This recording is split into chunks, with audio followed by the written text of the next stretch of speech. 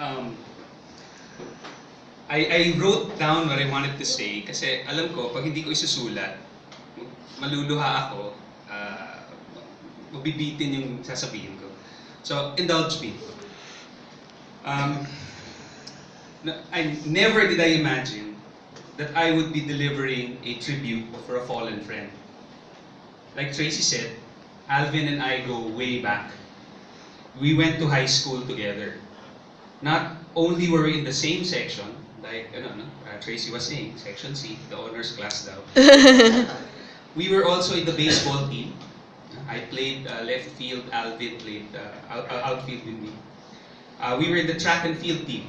Alvin was doing discus shot put, I was doing the sprints. And very, very close to my heart, we were in a group called Punchline. Ernest. I didn't know that. That's what we called our barkada of 6. It was Alvin, Mitch, Joey, Ernest, Alex, and myself. Alvin always said, and this is very, very Alvin, he said, sa punchline, one of us make a point, 2 make a line, 6 of us are punchline. Diba? No. A mix of math and something else. Oh my God. To our class, Alvin was a nerd. He was a jock. He was weird. He was crazy. And everything else in between. But he would quietly lend a hand when he could. No questions asked. Nothing expected in return. Some of us also knew him as Magic Hands. Alam niyo ba yung Magic Hands? Can you imagine this guy? Laking tao, laki ng katawan, laki ng braso. Nakakatakot nga minsan. But we knew him as Magic Hands. You know why? He could massage away the aches of our muscles after a game or after training. That made him popular. I remember those hands. He was always smiling before an exam, while going through drills, in class, through breaks. That was Alvin. Other than high school, Alvin and I went to UP together, College of Engineering. In fact, I was so aptly reminded, just that we were even in the Rayadillo, the UP Rayadillo together. Right. Oh my gosh. In fact, we carpooled with Tracy. That's where the original carpool love team was born. Even during carpool days, he was well liked and quite popular. He was a peacekeeper. He could break the ice with the newbies and take a serious stand with the oldies. The carpool was a mix. People who've been in UP for a long time, new people coming in, and Alvin could marry both. Not known to everyone, again, very close to me, Alvin alerted my dad to an accident that happened to me during a stormy morning on one of those carpool days. I ran into a flash flood. I could not pick up Alvin. The deal was I would pick him up by 6:15 in the morning to run after a 7 o'clock class. It was my carpool turn.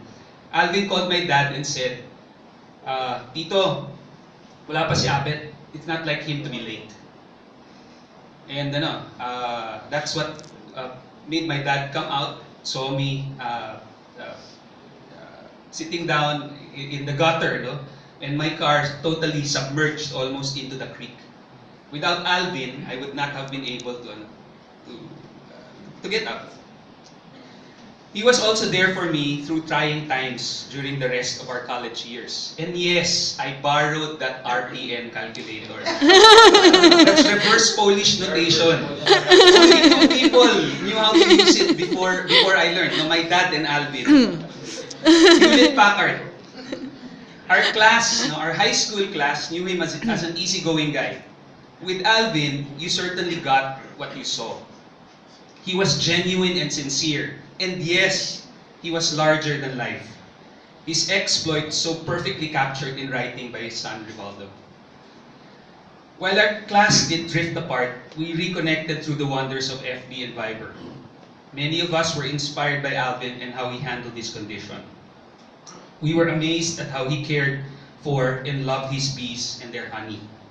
We were given samples of the mushrooms he grew and impromptu lessons on how to cultivate them. That was Alvin for you.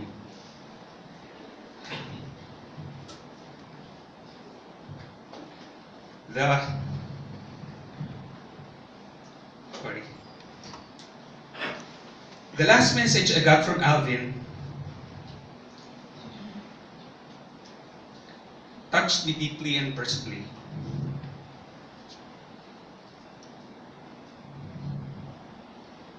When my dad passed,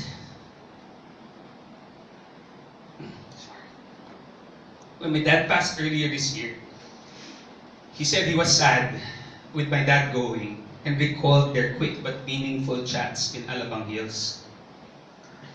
I replied and said I appreciated his reaching out.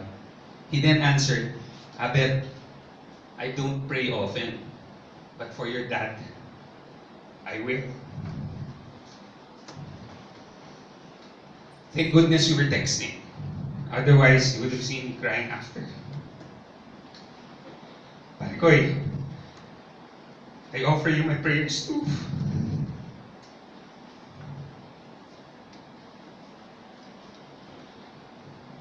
So, let me close with a quote posted by Eric, one of our classmates, just to let you know how well loved this guy was.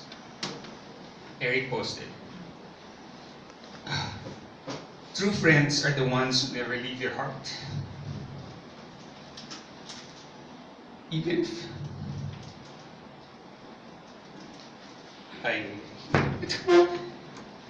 true friends are the ones who never leave your heart, even if they leave your life for a while. Even after years apart, you pick up with them right where you left off. And even if they die, they're never dead in your heart. You're alive in all of us, Alvin. Your DLSE class of 84. Promise.